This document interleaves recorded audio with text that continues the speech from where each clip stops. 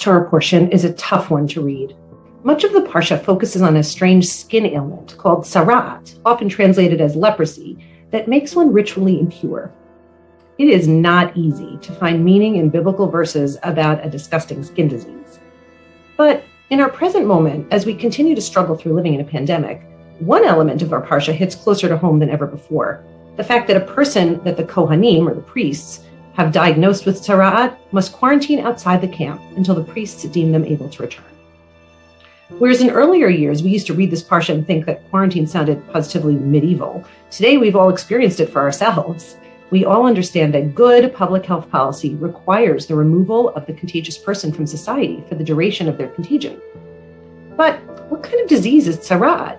Is it like COVID-19, highly contagious with the potential to cause life-threatening illness and death?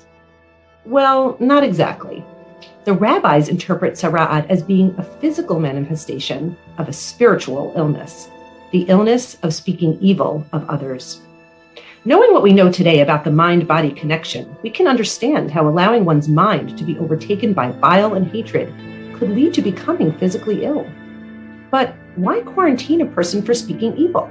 The Talmud, in Arachin 16b, explains that when people speak slanderously of others, they end up separating people, spouses, friends, and colleagues from one another. Therefore, separating such slanderers from society is making the punishment fit the crime. Just as they separated others, so too they must be separated. Our present moment gives us another way to look at the biblical requirement to quarantine those who have become ill with tzara'at. Just as someone can bring down the health of the community by spreading COVID, so too one who spreads evil speech also damages our communal health. Our societal discourse has hit new lows in recent years, with online platforms in particular being hijacked by those who seek to insult and defame others. This discourse is fundamentally damaging to the fabric of our society, tearing it to shreds by normalizing insults and hatred that contribute to poor mental health and even a rise in physical violence against marginalized groups. Of course, we know that quarantining or removing those who speak evil isn't necessarily the right solution. We understand the dangers inherent in restricting free speech. But as our society engages in massive communal conversation about how to address our epidemic of evil speech, we need to take seriously the lesson of this week's Parsha.